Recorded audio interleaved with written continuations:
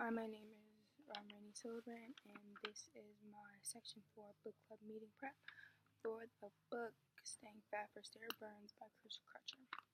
And my first essential question is, how would you define masculinity? And my text evidence to support me answer this question is the quote from Mr. Burns is, "Don't mess around with me, boy," as he's arguing with Eric on like he's not arguing with him, he's basically like threatening him on messing with his daughter and like interfering with the relationship that he feels doesn't need any help, or like he probably does feel that it needs help and he knows that deep down inside, but he just doesn't want anyone to know. So he's just telling him like stay away, like mind your business type of thing. And I feel like this like complements my definition of masculinity, because like as a man, like when you stand your ground, you have to kind of be aggressive. Like the social, I feel like a social standard for a man is being like aggressive to define his masculinity. And so basically, as he's telling him like stay away, mind your business, like don't mess with me because it won't be pretty. Basically, that's what he's threatening him. So basically, that's Mr. Burns' way of like showing his man side, like you don't want to mess with me, like don't mess around with me, boy. Yeah.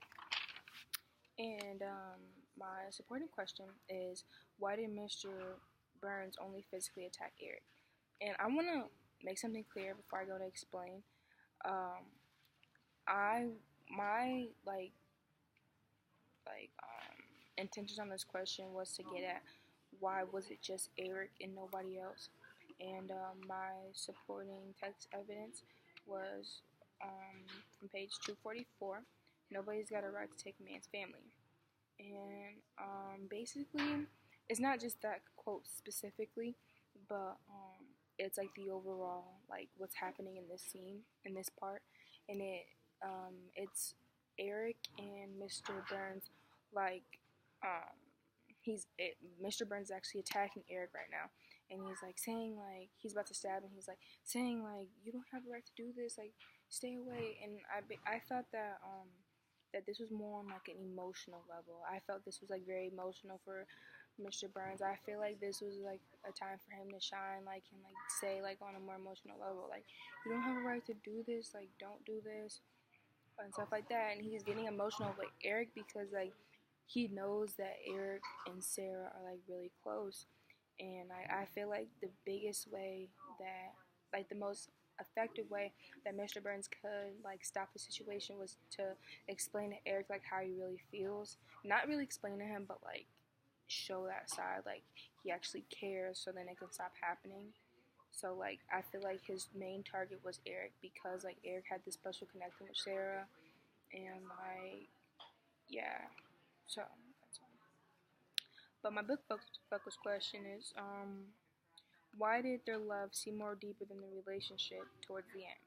So like in the beginning of the book, Eric and Sarah are like really close. Like Eric cares so much about him, but it's like as the story like winds down and gets to the end, like Eric explains and Sarah explain their point of views on like how they're slowly drifting apart. Sarah explains her feelings on it, and Eric explains his feelings as well. And back to my question, their love seemed deeper than the relationship because Eric was changing. Like Sarah was, I feel like Sarah, since her disabilities, like since her like not disability, since her like appearance is what affected her, and it's something that she couldn't be changed because she had burn marks. Um, it was different from Eric because like he was fat. So like the title of the book kind of ties back to this question, like staying fat for Sarah Burns. It's basically like so they can like float in the same boat forever, but like things like got to winding down and changing, and as they did, like their relationship like changed, but not the love that they had for each other. Like Eric still like loved Sarah to death, but like he came to his own understanding that like things weren't gonna always be the same. So like he still fought for her or whatever, but he got a potential girlfriend, things like that, and like things just started changing for him. And like Sarah was just like, well, like in a manner. But from page 264, quote, just like that, quick. I didn't belong, and I remember thinking something always has to spoil it. So like this is basically Eric, like in the moment, like remembering, like, okay, so I would explain. At this part of the book, Eric is with his coach, and at this point in the story, Eric is at a point where he's getting way more respect than he ever thought he would ever get because he's losing weight. He's becoming like not popular, but like people are like a lot of people are like respecting him more, and like he's going through all this, and in a flash, like he remembers, like it just takes simple things to remember like who he really is, and it humbles him, and he remembers like how hard things used to be for him, and how hard like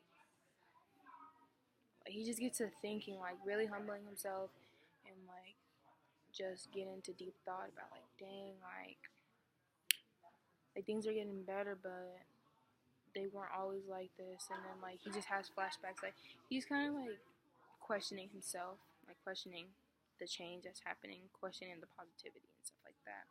So like that's a big reason on why their relationship changed, and this quote supports because like it's like a Eric is like moving on up, and then Sarah's just like basically gonna stay where she's at, and that's why it's affecting the relationship.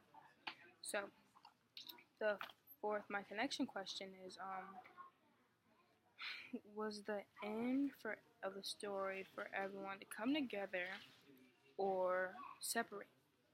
And my text evidence to support my question is from page 278 was quote, the only way the only way this will be over is if I leave.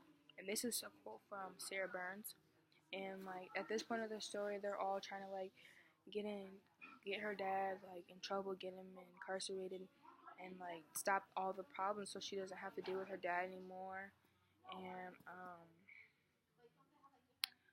like I feel like this quote is basically like a resolution, like like a lot of things at the end, towards the end of the book, are like thoughts and stuff of revolution, but this quote specifically is a sign of resolution. Like not that it's good resolution for her, but it's to the point in the story where everyone feels like, okay, well if we do this will stop this. Like Eric, like he lost weight, so then now he's popular and things are never going to be the same. So like that's kind of why it's like staying fat for Sarah Burns, because things will get different. So like as things are changing, it's just like only thing this will end, only way this will end if I'm just gone. So like as it comes back to my connection question, like this connects back to the whole story, because like the whole point is for like Sarah to find happiness, and I feel like contributing to the rest of the characters and stuff like that, like they're all coming together to help Sarah. But if she leaves, or if like something happens to her, she really tends to run away, like none of this would be happening. So I feel like it's for the end is for everyone to like kind of separate, because like once she's happy, like everything's just gonna like simmer down. And yeah, that's the end of my questions. But overall, I feel like this section of the book is really like more on like an intense stance, like very intense, like the most intense section, I feel like, in my opinion. The ending's always more intense, but overall, I just feel like there's a lot of like trials of like people recognizing themselves and like trying to make things better, either if it's for the worst or for the better. Like no, that didn't make sense.